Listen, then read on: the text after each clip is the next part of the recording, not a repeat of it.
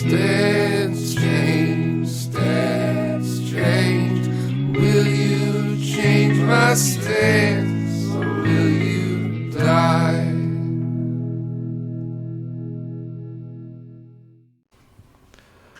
Welcome back to another episode of Stance Change. Oh, I started off on the wrong screen. That's embarrassing. So anyways, we have our esteemed guest and current ABL champion, Brett, with us. Brett, how you doing? Doing well. Thanks for having me. Okay, so how are you enjoying Gen 9 so far?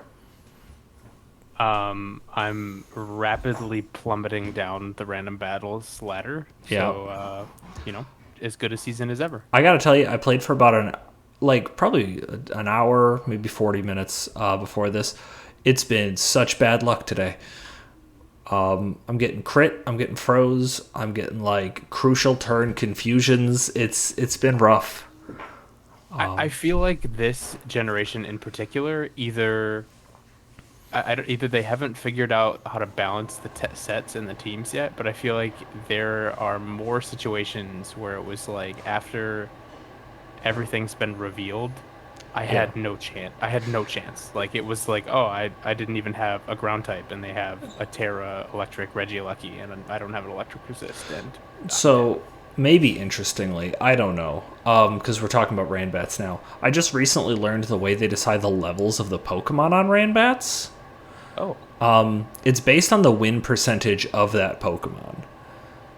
So, that's really interesting. I didn't know that. I assumed it was just like, this Pokemon's good, so it gets the lower level. Yeah, that's what I thought. I honestly thought it'd be like, here's their OU tier ranking, and this is there's an inverse chart for what level they should be. But it is apparently it's related to their win percentage.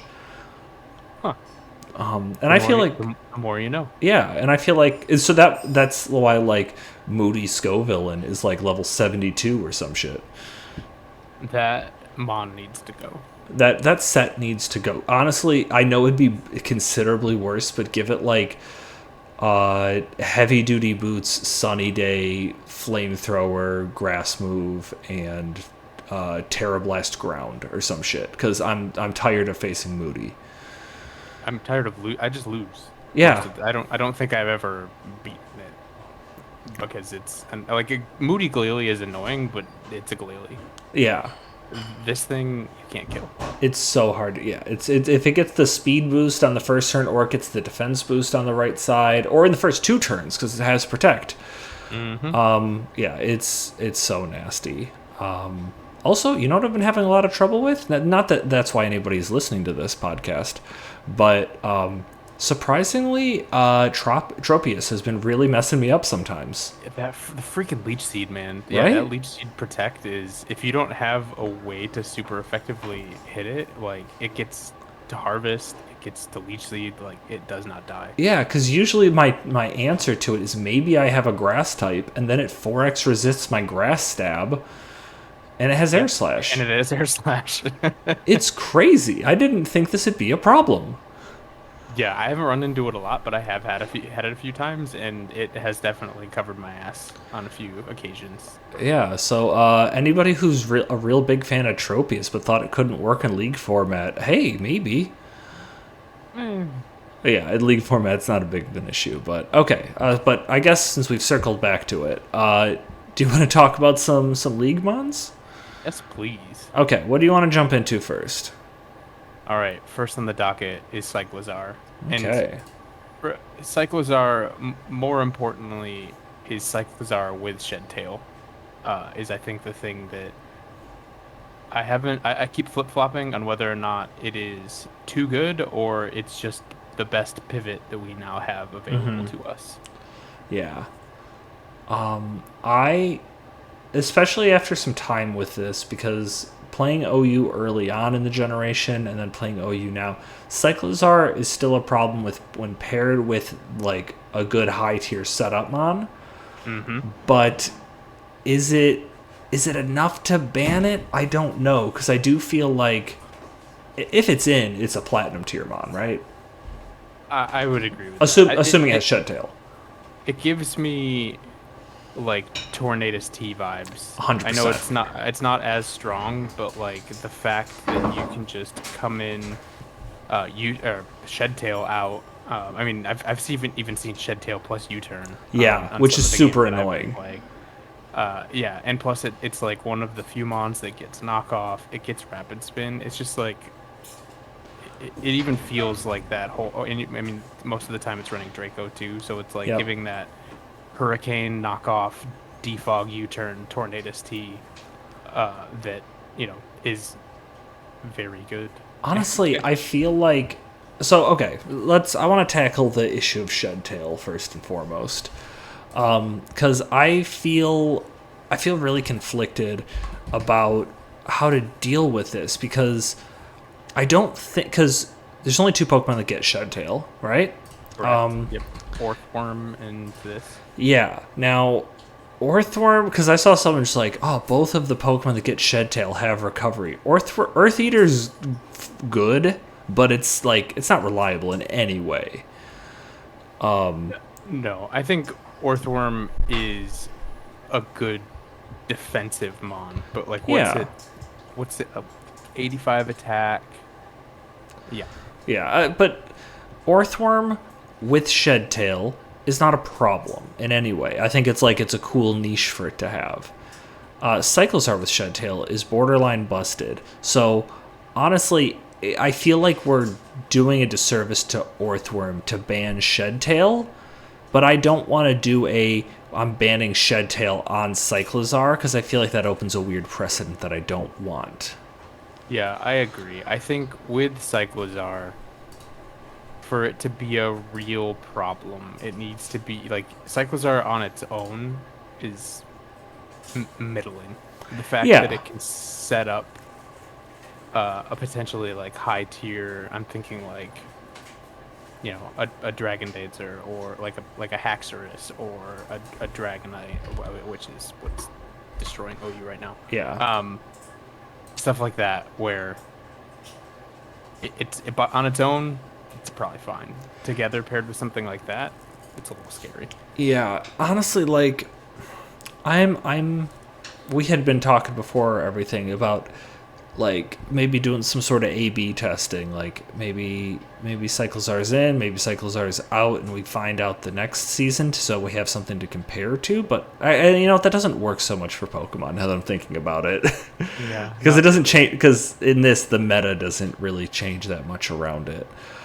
No, I think it will be interesting because of the split drafts this year. Yeah. We'll get a little bit more data on some mons, For sure. which will be cool. I don't know. You're right. I do think it's kind of Tornadus T level. If Shed Tail's there, it's Tornadus T level. But honestly, if Shed Tail wasn't there, I feel like it's Noivern level. Yeah, I was gonna say maybe Silver. Yeah, like it's a good pivot, but it doesn't give it that extra team synergy. Like, yeah, it's a good spinner. Yeah, it can Draco Meteor things, but like it's only got 85 special attack. Like it's a Noivern with worse bulk. Like, and you know what? I'm gonna ask people. Okay, so, but do you think should we ban Shed Tail? It should be Shed Tail on the chopping block or Cyclozar as a whole? That's tough. I mean, it is. I agree with you. I don't like the idea of saying no Shed Tail on Cyclozar. That is something. Yes, 100%. We've never done before. So I feel like in my mind it has to be Cyclozar on the block, not Shed Tail. Because Orthworm, I don't know. Because I do think it's clear that it's not necessarily Shed Tail that's the problem. It's basically a combination of, I would say, this speed stat plus Regenerator is the ability. Honestly, maybe just Regenerator is the ability. True, because that instead of losing 50% of your health, you're only losing what 20? It's 50 minus 33 or something like that. Right? Yeah, it's what is that? I'm not doing math here right now. You're the numbers guy. 18, 17. Yeah, 20-ish. Yeah. Yeah, so That's the thing. It's a combination of the two, and we can't really isolate one or the other. So I'm really inclined to just have it be Cyclozar on the block as opposed to the move as a whole. I Because agree. that's the I think problem. the league needs to weigh in on this because I think it's going to be a close one Yeah. because again to the thing you've been saying to everybody, like, do you want me and Zach to have Cyclozar plus Dragonite, Cyclozar plus some other setup sweeper? 100%. Yeah. Think about it in that context. Don't think, ooh, what if I get this? How can I abuse it? Because you might not. It might fall to Zach or Brett. And This is one of those bonds where I feel like, especially with new toy syndrome, like people are to get like first couple pit, like people are gonna snag up Iron Valiant, people are gonna snag up some of the other like flashy Paradox mons. This is something that I could see still going first round, but making its way to the back end of a draft, especially when there's only what 8 of us drafting per side. Yeah. Like, that's yeah, tough. for sure. I think that's probably enough coverage on Cyclozar. I'm really interested to see what other people think about this one because I'd like to have this sort of utility in the league. Like knockoff and rapid spin aren't widely distributed, let alone on a faster generator mon that also gets shit like Taunt and Draco. Yeah. Well, and yeah, it's movable. We didn't even talk about its movable. It has a shit ton of coverage. Yeah. Like Taunt, Draco, Overheat, Ice Spinner's cool, Iron Head's a nice option, Power Whip, Shift Gear, I don't really think will ever come into play, but hey, it's neat. Yeah, yeah. I think Shift Gear scared the shit out of people when they thought that Shedtail was gonna pass. I would throw up. Like, it's so gross to think about that. Yeah, but that's not the reality we're in. So let's move from one Pokemon with wheels onto a Pokemon whose name implies it has wheels. It is one big wheel. It is Iron Treads, another knockoff Rabbit Spinner. I love this Pokemon. I do too. I really was. I mean, I had always been on Team Violet only because I've only ever bought the blue version throughout my entire Pokemon career, so there was no other choice. Yeah. I was really down when everybody was like, "Oh, all the like future forms look stupid." I like this thing. I think it's awesome. This one I think is a standout of the future Paradox Pokemon. Yeah. Yeah, I think that's true. But I think this thing is going to be a bit of a menace. Its stat line is really great. It's super fast. 106 speed is nothing to laugh at. And it has so much utility and so many options to run. Like, it gets Earthquake Iron Head, obviously, is its dual stab, which is great. It gets Ice Spinner, which is a little bit stupid for it to hit flying types. Yeah, great coverage for it. It gets knockoff, it gets rapid spin, it gets rocks. Like, this thing is... before the generation started, I was calling this better Excadrill, and I still kind of stand by that. Because the one thing that really interests me about this Pokemon is it gets Volt Switch. Yeah, that's a big thing, I think. I really... Excadrill, obviously I do think its attack lets it down a little bit, and I don't believe it has a way to boost that. It doesn't. That's correct. But it's Excadrill. It's like the utility version of Excadrill, I feel like. Yeah, it's not the Sand Sweeper. It's your utility support Pokemon that I think just is going to be the easiest thing to slot on a team. Its typing is great. It's got great resistances, great defense, great speed.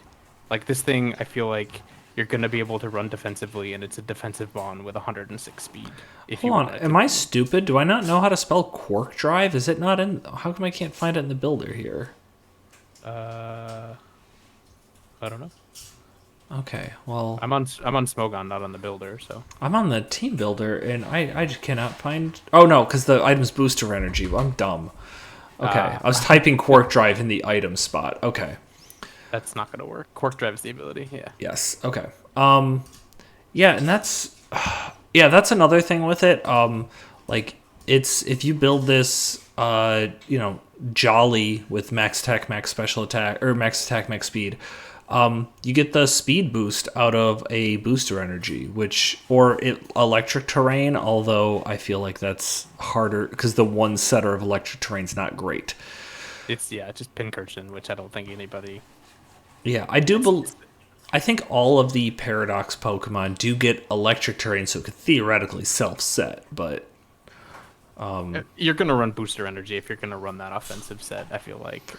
yeah, honestly, I've been running a team that it's offensive, but it's Stealth Rock, Rapid Spin, Earthquake knockoff. It's not a super offensive set. Like it's more just to control hazards, and the booster energy is super clutch. Yeah.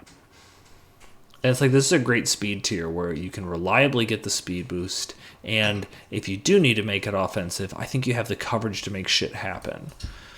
I think for sure. I see this in my mind. I've always been thinking about it as just like I said, utility, just because that's kind of what I value in a Pokemon a lot of the times, and the fact that this thing can do so much and be a pivot is it's at the top of my radar for sure. Yeah, I like this one a lot.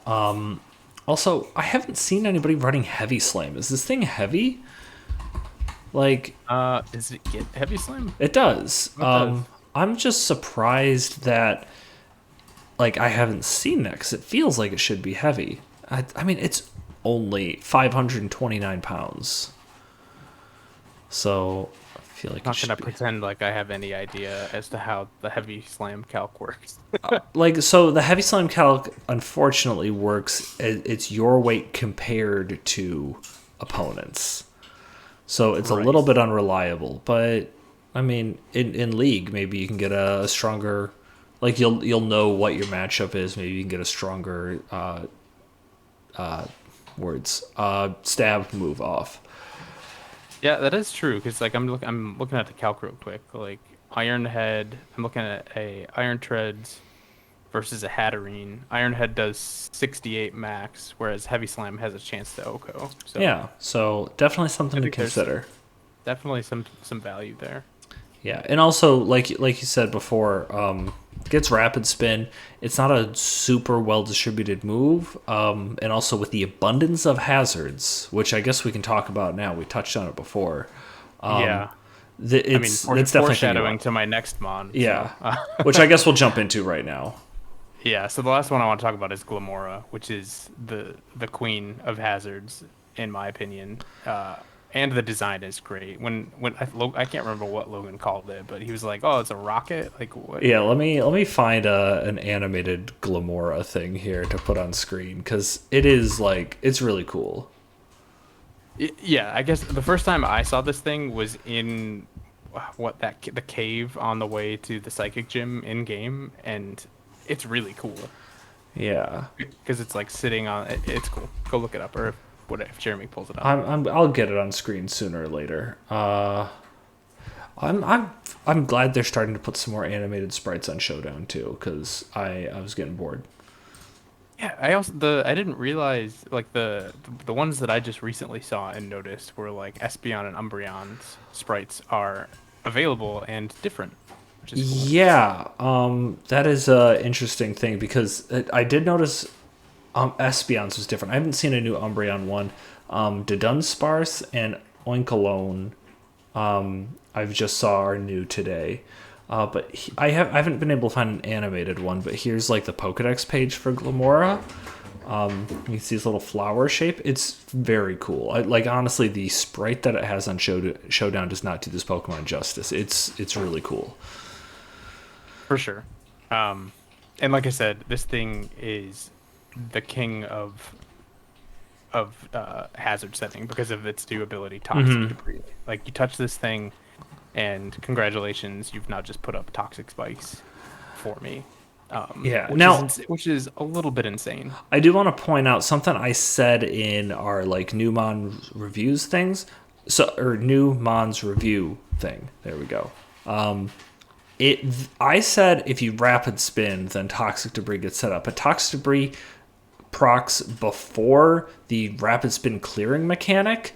So you can't, if you rapid spin kill Glamora, they don't get like suicide spikes. So just for people wondering about that. It's a very niche thing.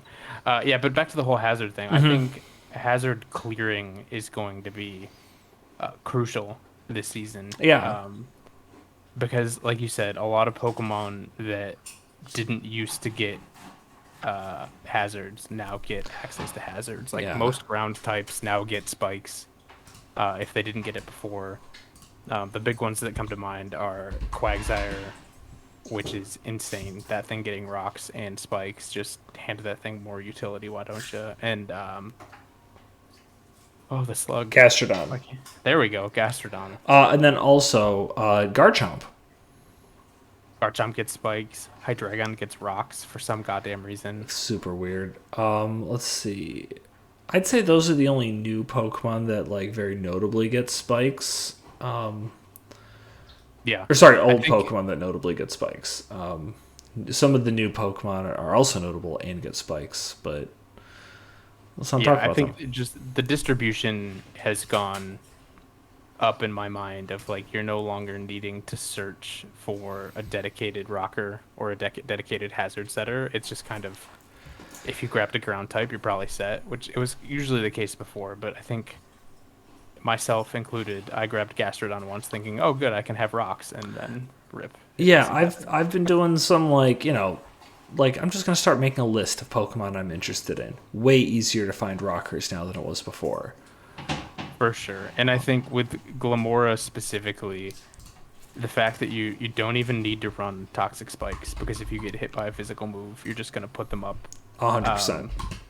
You can run Stealth Rocks or Spikes, and then, as Logan pointed out, like this thing has 130 special attack. Like you don't need to use this as a dedicated suicide lead, which is granted a very good set. But like you could run a Scarfed set, you could run a Spec set, and just really just fuck shit up. Like Rock Poison is a really good offensive typing. 100%. Now, interestingly, I was talking with Dakota about this, and I don't know really. This is probably a mark like against Glamora's utility in terms of an offensive Pokemon, because it does have great coverage moves: Dazzling Gleam, Earth Power, Energy Ball, Flash Cannon. It also gets Power Gem, right? Yes, Power Gem, Sludge Wave. On top of all the great support moves it gets: Spikes, Stealth Rock, Toxic Spikes, Mortal Spin, which we'll talk about in a second. Mm-hmm. It also I lost my train of thought. So poison types, usually you wanted to stock up on, you wanted to have a fairy killer. There's not a ton of like good fairies in this metagame. There's really not. No good offensive fairies really. Yeah, like other than Iron Valiant. Honestly, I'll read through these real quick because there's not that many. Azu, Grimmsnarl, Hatterene, Valiant, Klefki, Mimikyu, Screamtail, Tinkaton, Doxbun, Dedenne, Florges, Gardevoir, Sylveon, Wigglytuff. Those are your fully evolved Pokemon. Yeah, I'm not super scared of. I mean, I'm terrified of Iron Valiant, but you guys already touched on that. Yeah, but like Wigglytuff, Dedenne, those probably are not going to be like high value targets for people. Valiant is potentially bannable. Klefki's is barely a fairy type. I would say the same goes for Grimmsnarl too. Yeah, not really Grimmsnarl and Tinkaton, you're not clicking fairy moves for. Screamtail has such low attack and special attack. You might not even kill a dragon type with. Actually, I'll say you won't kill a dragon type with a fairy move unless it's 4x effective. Yeah, I would agree with that. What's a 4x? The Hydreigon. Okay, let's check. Nope, it does not. 97 max. It's wild, isn't it? I mean, granted, that's uninvested, so you could invest and kill it, but come on. Yeah. Screamtail screams support mon, so don't do that. Yeah, but overall, like, fairies aren't that scary now, so Glamora doesn't even need to run offensive. So it frees it up to have hazards up even more. I would say that in this fairy lacking metagame, fairy's still an obscenely good type. Yes. And I don't think we can discount the fact that a lot of Terra terrestrialization. That's a very good point. Will likely end up being fairy types. I think of like the why am I blanking on names? The crocodile. Skeledirge, yeah. Like Skeledirge, Garganacle, the I've seen Clodsires. I've seen Annihilapes. Yeah, I think fairy is a premier defensive and honestly potentially offensive, depending on your team setup, where like Terra Fairy is going to be popular in my mind. So, good point, and that's a really good transition to our next topic, but I do want to touch on Mortal Spin for a second. Yeah, Mortal Spin, it's fine in my opinion. So it's rapid spin, but instead of a speed boost, you get to poison the target. I think this is really cool if you are like if a Pokemon is spinning or like is trying to set up hazards against you. Mortal Spin's awesome to make sure hazards stay off the field. Yep, absolutely. I think it's such a cool tech to have on here. I kind of hope they have more hazard clearing options in the future that do different things, because this is very cool. It really is. And one thing that we also didn't touch on that is fun in my mind is that Glamora is now the second corrosion receiver. Oh, geez, that's a good point.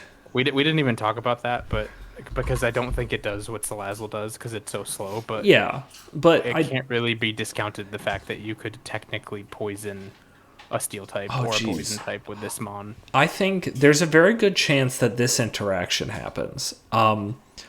Glamora's in, and your defogger comes. The opposing defogger comes in, and it's a Corviknight. I would absolutely that week, if I had Glamora, be running Corrosion just to cover that interaction. I think this thing. I mean, that was kind of the purpose of me picking all of these three. Like, I think they are all mons that have a lot of dimensions to them and a lot of utility that in OU's not getting looked at, but in League, I think could be really fun. Yeah, because honestly, Iron Treads is like super outclassed right now by, or not outclassed, but a lot of the niches, a lot of the things it does. Great Tusk also does and is a little bit better on the in terms of bulk. Yeah, bulk and the fact that it's a dark resist, which is that's true too. It has been super important with Chi-Yu rampaging around. So not that almost anybody who's listening to this cares, but Finchinator did put in a post on Smogon today that he expects 3 quick bans in OU seem likely by the end of the weekend. What, Chi-Yu? What are the other two? I would say maybe Qian Pao, but that would be surprising to me. And then Espathra? Really? I don't know. Like, based on the things that are on the radar, those seem the most likely to me. Isn't Espathra UUBL right now? No, I think it got called up to OU. It's UUBL right now. Let me look up. I mean, Espathra, I was talking to Logan about it. Like, okay, well, this is a very old one. Because I just looked at it and it's just like Fluttermane's being looked at. It's like, okay, great. On the radar. This is, well, can I have something up to date? This is from like November. I'm sorry, everyone who has to listen to this. I'm floundering. I'm absolutely floundering. Okay, those guys are gone. Is this just an ongoing thread? Oh, maybe Annihilate seems most likely then. I could see that. Or, I mean, Annihilate's a perfect opportunity for them to just ban Rage Fist. Because at least the precedent, because Primeape gets it, and Primeape's not as good with it, but again, the move is the problem, obviously. Yeah, for sure. And this is a different situation to Cyclizar, where it is a combination, or I guess it's the same situation as Cyclizar, because something else that's worse gets it. It's the combination of the move plus the Pokemon's, in this case, stats, where Cyclizar, it's really the ability. Right, yeah. Annihilate's just too bulky to... Yeah, like it's... Because you have to attack it to kill it, but also if you attack it, then it gets a 300 base power move. Like, it's... And then also things that are on the radar is Golden Goat, which you know what? Let's take the opportunity to talk about for a second here. I'm gonna... Because I don't have any more of these lined up. And I also always spell it wrong. I leave off the H. The what? The H in Golden Go.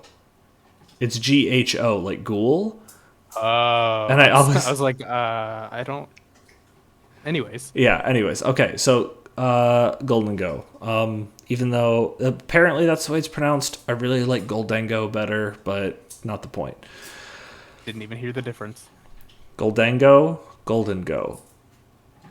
Oh, I think it's the first one. Goldengo. Yeah. Golden. The word is lost all meaning. Well, because also I end up calling Golden Goat for short Dengo, which I think sounds fun, but also is apparently not right.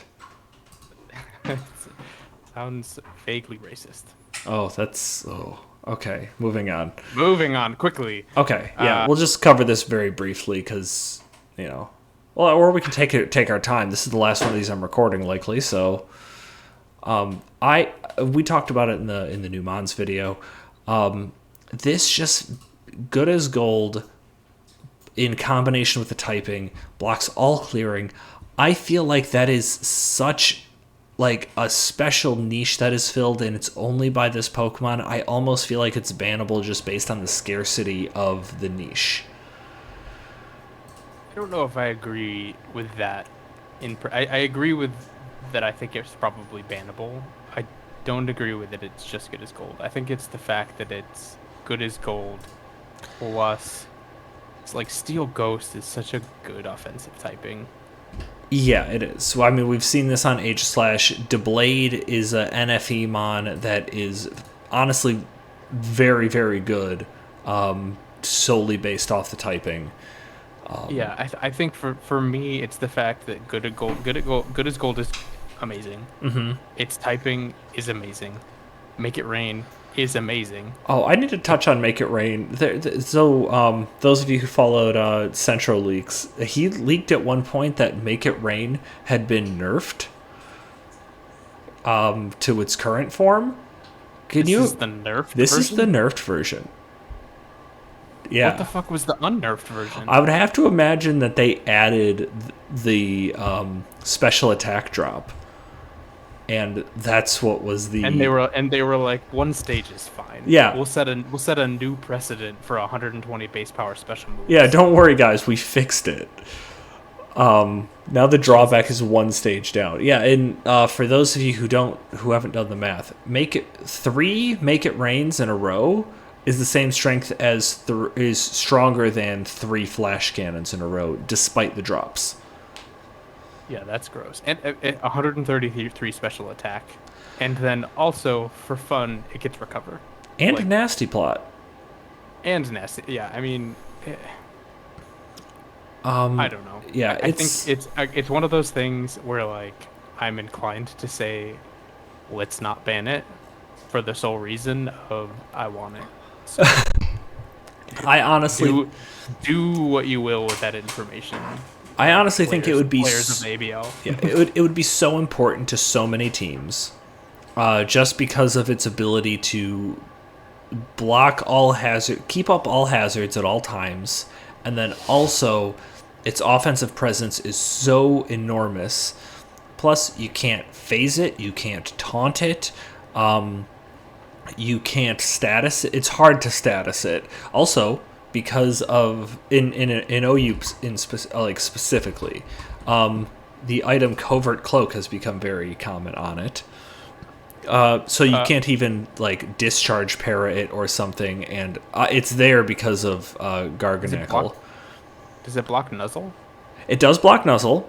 And then also it blocks the Salt Cure effect on Salt Cure. Huh. Today was the first day I recognized the fact that Covert Cloak existed. Yeah, Covert Cloak's actually, it's become very common on Golden Go because it's a great switch. Now it's a great switch in to Garganackle because it takes like 8% from Salt Cure, and then it doesn't take the additional damage. Yeah, I mean the additional it was 25%. 20, yeah. Yeah, that's it's a good. Yeah, Wow. so good tech for anybody who's looking for that. It is. I will say. Yeah, I don't. It feels like Aegislash to me, where it's like this is something where you're going to have to spend.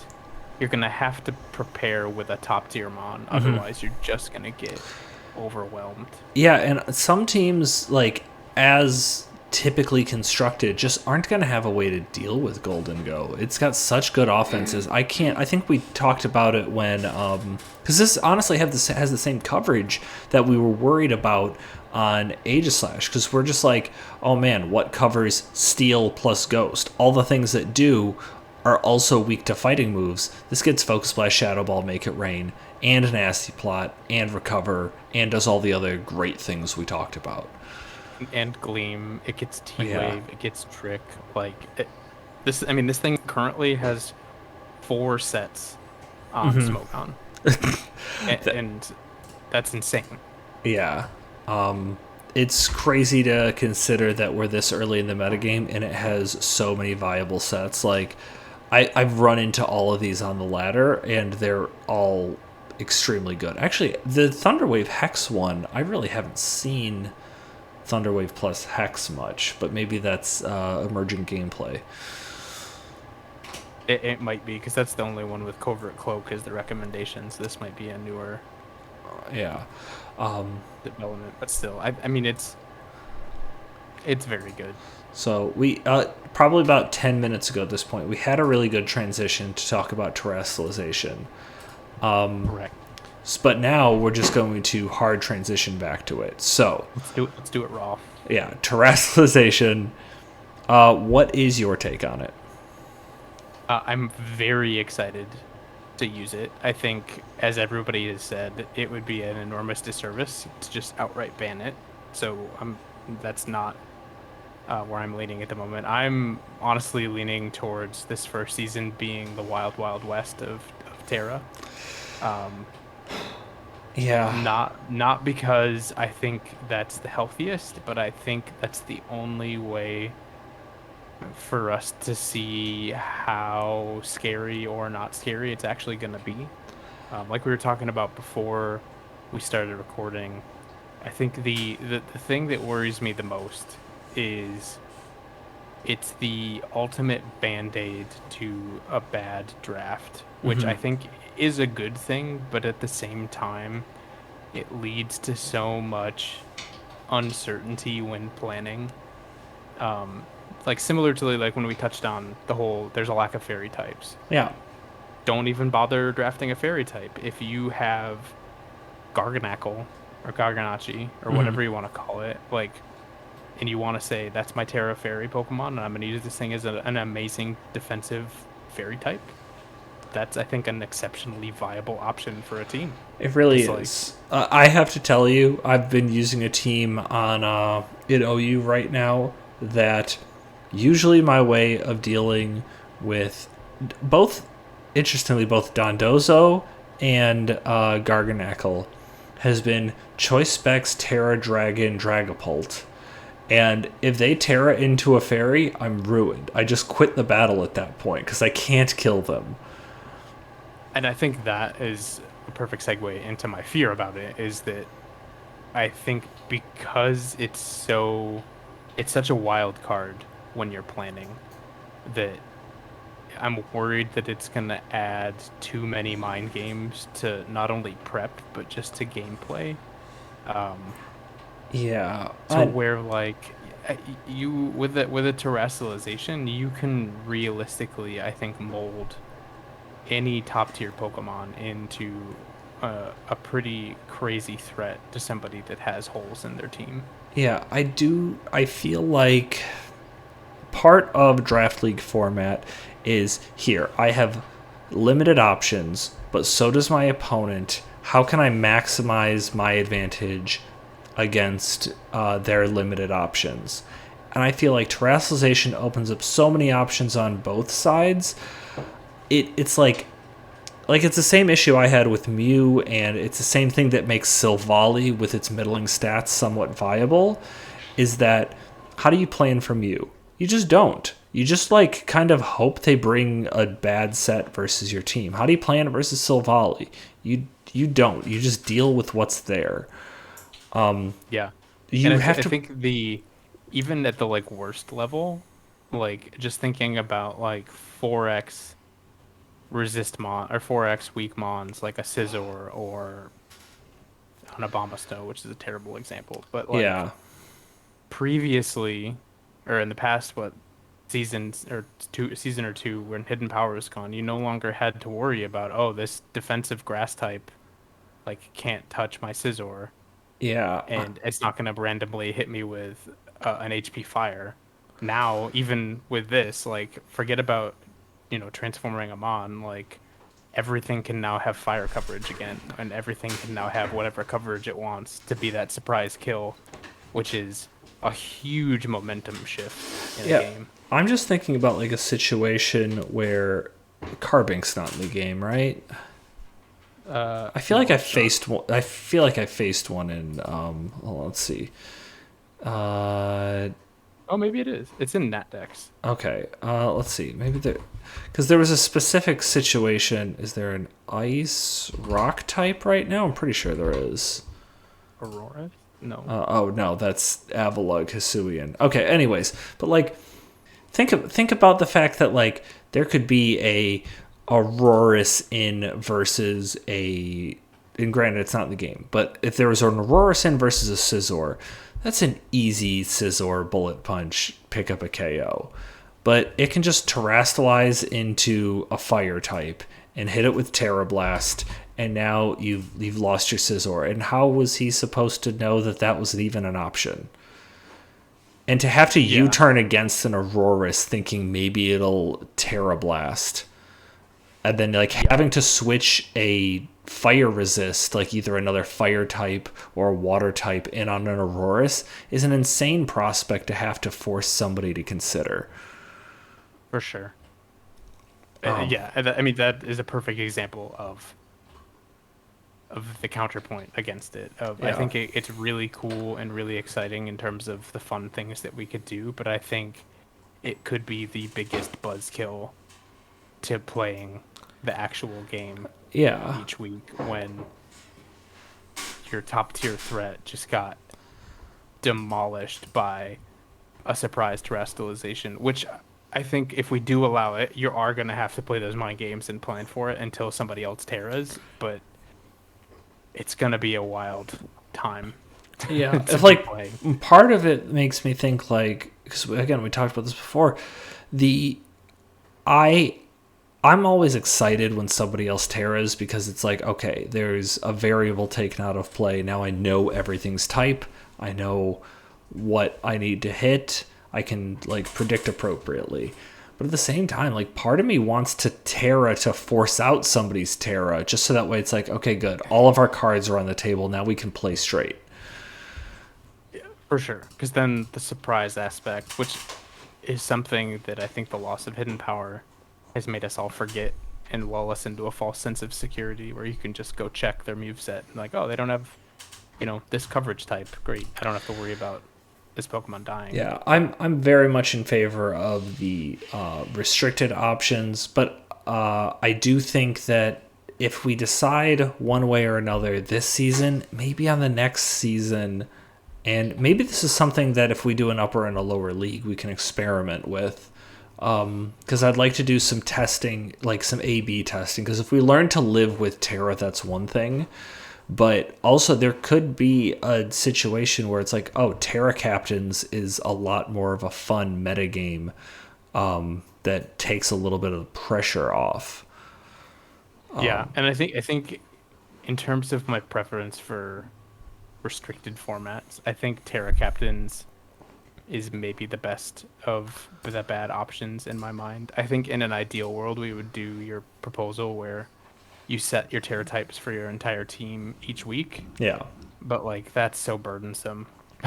It's Yeah, because Zach said it in his thing. It's just like I like to think throughout the week of what my matchup's going to be. Sometimes you don't do prep until like Saturday night or Sunday night or Monday night, and to have to be like, oh, I need to plan on Tuesday night what my options are, and then work within that restrictions afterwards when I haven't really looked at the matchup. It's tough. It's a tough ask for sure.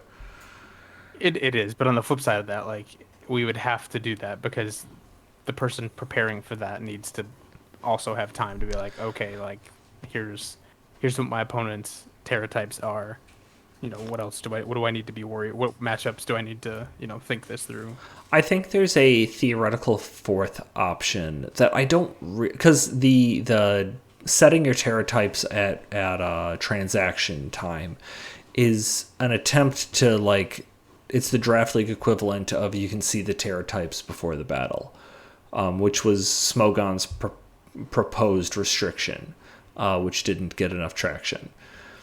I think that maybe there's a universe in which just you're going to have to maybe you throw in the chat at the beginning of the battle, like, here's the terror types on my Pokemon. I don't want to ask people to do that because I feel that's the better option of because I was thinking through that of like, oh, we just like disclose before the battle, but then like you'd have to do it where like the battle has started and then you disclose because otherwise, yeah. Like, somebody could be a cheeky bastard. Exactly. Like, oh, let me just go flip my terror types real quick. I think once the battle starts, if you want to throw it in the chat, maybe that's an option. Maybe I'll include that because I don't think it's too cumbersome. No, I agree. Although, yeah. And the thing is, if somebody lies, you forfeited. Like you shouldn't have done that. You know at that point you can figure it out. So I think that's probably... but do you think that opens up maybe a can of worms where somebody lies about their Terra type and then just doesn't Terra that Pokemon just to play mind games? Is that something that I don't think people would do that, but it is, like... I don't know. I thought of it, so maybe somebody else might have. I mean, it is an interesting thought. Is that really going to change a ton about... I don't know. That's some 4D chess that my brain's not ready for. Yeah. Here's the thing. If you're listening to this and you think that the option of putting your Terra types in the chat at the start of the battle, if you like that idea, let us know and I'll include it on the ballot. But if I don't get any comments about it, I'm just not going to bother with it. We'll proceed with the ban terrestrialization Terra captains or lock Terra type at transactions. Free for all. Yeah, or free for all or total ban, which is going to get 0 votes. Yeah. But it'll be on the ballot. So it counts. Yeah. So I gave you the option. If someone's like Terra's unfair, should have voted for it, dummy. And we're not going to do the Smogon thing if you need to get a super majority. It's just going to be majority rules. It's going to be a 2-part vote. It's going to be restrict, no restrict, or ban. And then there will be a second question that if we restrict, what are the options? Which if we just go no restrictions or ban, not going to get any votes, then we'll default to that second one to figure out what we're going to do. Sweet. Okay. Anything else you want to touch on before we end this? Nope, but I'm very excited to draft. Yeah, so again, unless I don't have any other recordings lined up, so I'm going to put this out, and then I'm going to give some people some time to think about it, and then I'm going to put out a video going over the options in the poll, and then I'm going to put out the poll, and then everyone's going to vote, and then everyone's going to give me their tier list, and we're going to move along very smoothly throughout the rest of this season. You think it'll go that way? I like your optimism. I'm hoping it goes that way. I do have like a couple of people have finished their tier lists and they have said they're going to change them depending on the rule set changes. Some people have some spicy takes. One person. Wait, well, I was going to say, I want to know the spiciest take. Are you familiar with the Pokemon Staraptor? Okay. How What are did you? Kyle do? No, Kyle hasn't filled out any of his yet. How do you feel about that Pokemon being an iron?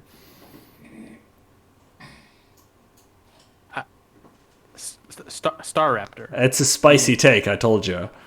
The how many kills did it get that season I that think we it. let Kyle have it? I think it was like 14 or 15. Yeah, it got 14 kills. It died 14 times. It just It's okay. yeah. It's yeah, Somebody doesn't know what Star Raptor does is what yeah. I'm hoping was that, or it's a meme, which I thought it was. So I thought it was Kyle just being like, yeah, whatever, just throw it on iron. It's Could be fine. that. Who knows? But okay. I think that'll wrap this up. Thank you everyone for listening. Thank you, Brett, for being on. Always a pleasure to talk to you about Pokemon. My pleasure. Go Lions.